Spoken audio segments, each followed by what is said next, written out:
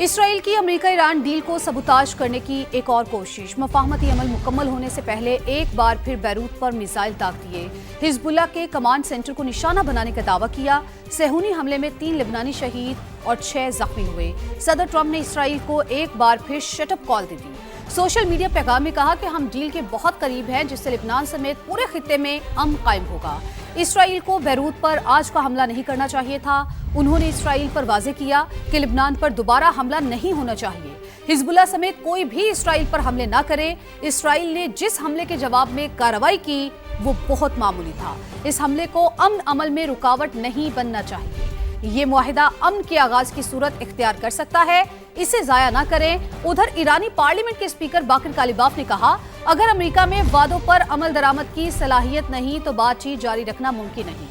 پاسداران انقلاب نے دھمکی دی کہ ہماری آنکھیں کھلی اور آنکھیں اور انگلیاں ٹریگر پر ہیں۔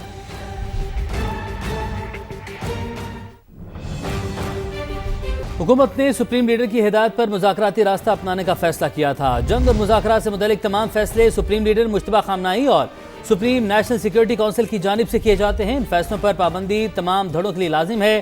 ایرانی صدر کی میڈیا کے نمائندوں سے گفتگو۔ مسعود پزشکیان نے مذاکراتی وقت پر لگائے جانے والے الزامات کو افسوسناک قرار دے دیا۔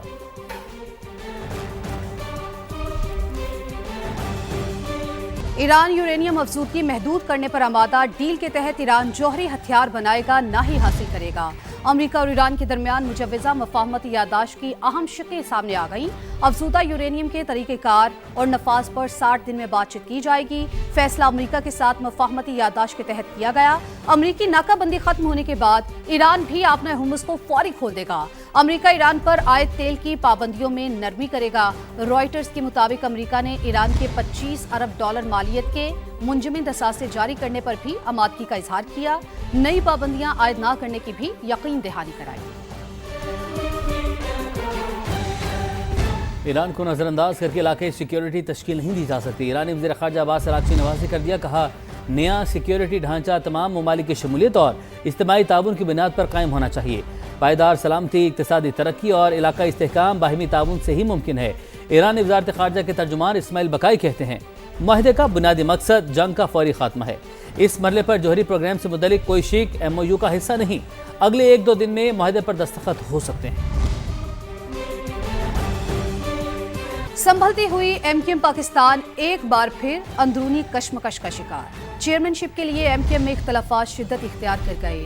خالد مقبول صدیقی اور مصطفیٰ کمال کی ایک دوسرے پر لفظی گولہ باری، نام لیے بغیر ایک دوسرے پر کڑی تنقید کی۔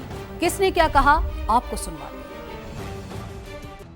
اختلاف کے ساتھ رہنے کی تہذیب نہیں ہے، ان کے ساتھ اتحاد ہو نہیں سکتا۔ سب کو پتا ہے جو بناتا ہے وہی چلا سکتا ہے، چاہے گاڑی ہو چاہے ہوائی۔ جس کے پاس کردار نہیں ہے، جو سچا نہیں ہے، جو گاڑی چلانے والا کیپٹن ہے گاڑی تو چلائے، وہ گاڑی نہیں چلا رہا، قوم بیٹھی ہوئی انتظار میں کہ کب گاڑی چلائیں گے تو منزل پہ پہنچے گا۔ ابے تو ہم بیٹھے رہے۔ جو بدعتیں آ گئی ہیں ان بدعتوں کو نکالنا۔ ہم استعمال نہیں ہو رہے، تم استعمال ہو رہے ہو۔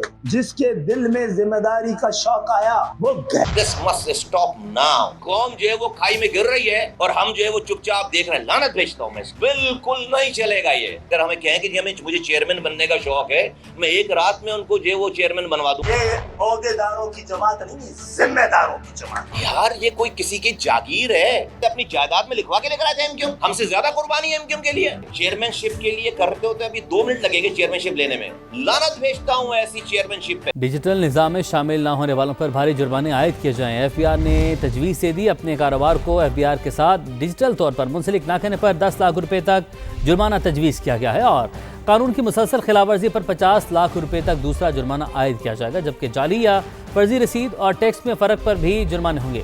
سپلائر سے جعلی رسید لینے والے خریدار بھی جرمانوں کی زد میں آئیں گے۔ ٹیکس کریڈٹ 60 دن میں واپس نہ کرنے پر 20% اضافی جرمانہ کیا جائے گا۔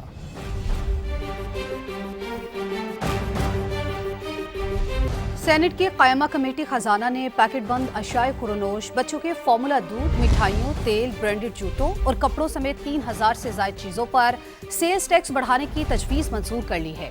FBR کو اس اقدام سے 60 ارب روپے اضافی ریونیو حاصل ہوگا۔ وزیر خزانہ کی تاخیر سے پہنچنے پر اراکین نے برہمی کا اظہار کیا۔ سلیم مانڈوی والا نے اجلاس کی کارروائی عارضی طور پر روک دی۔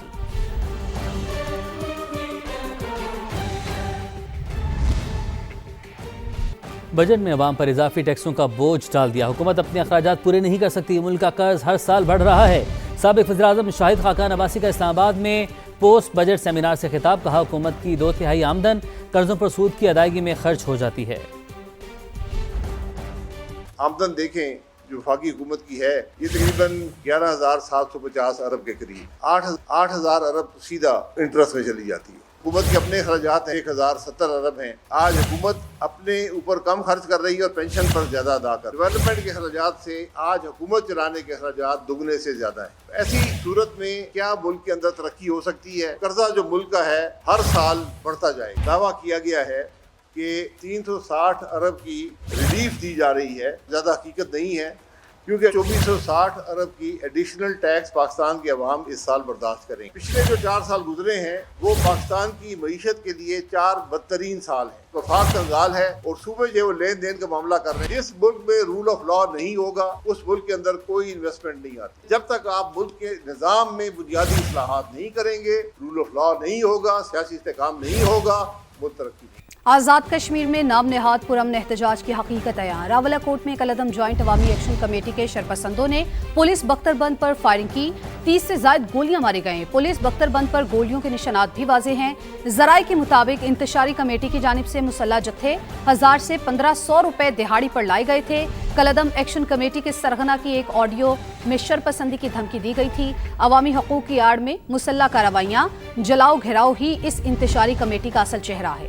کالعدم کمیٹی مسلح جتھوں کے ذریعے آزاد کشمیر کا امن تباہ کرنے کے درپے ہے۔ آزاد کشمیر میں مظاہرین احتجاج پرامن طور پر ختم کر دیں، chairman Peoples Party Bilawal Bhutto Zardari کی اپیل، کہا قانون ہاتھ میں لینے والے خود کو مقامی حکام کے حوالے قانونی عمل کا راستہ اختیار کرنے دیا جائے۔ بلاول بھٹو نے کہا تمام سیاسی شکایات کا حل جمہوری، آئینی اور پرامن طریقے سے نکالا جانا چاہیے۔ مسائل کے حل کا فورم پارلیمان اور سیاسی عمل ہے، سڑکیں نہیں۔